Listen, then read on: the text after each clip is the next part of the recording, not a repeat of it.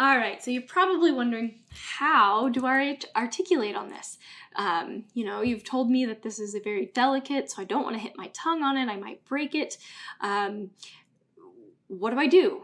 It's called tonguing. Do I use my tongue? Do I use my air? What do I do? So you are using your tongue. You're using that part of your tongue, the very tip of your tongue, not going any farther back. And you are actually going to use that tongue right in the center of the tip. Now, obviously, you don't want to punch the reed because you could break it, but you are going to hit the tongue right into the tip of that reed.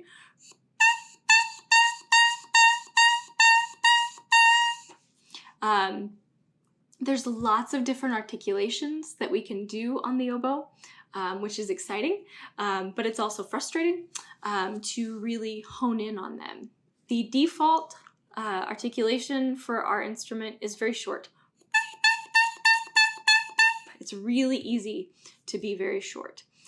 It's more difficult to actually play with a full legato sound. That takes a lot more air and a lot more control with the tongue.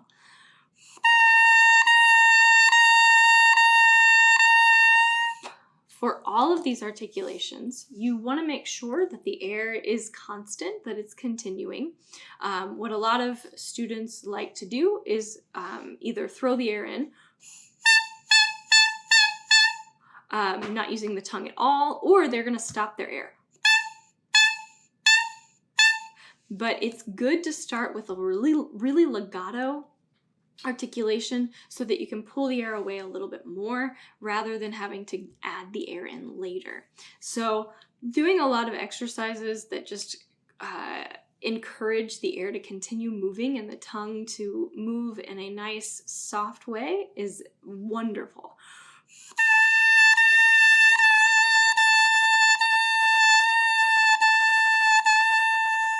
The other big thing is notice no embouchure movement. All of that is happening just in the tongue. You don't even see much happening here. It's just that tip of my tongue moving very slightly into the reed in order to stop, basically pass in front of the air that is continuing to move. My favorite analogy is turning on a faucet and taking your hand, and while the water is running, just move your hand in between there. Your hand is the tongue. The water never stops, you just put something that gets in the way of it. Happy articulation.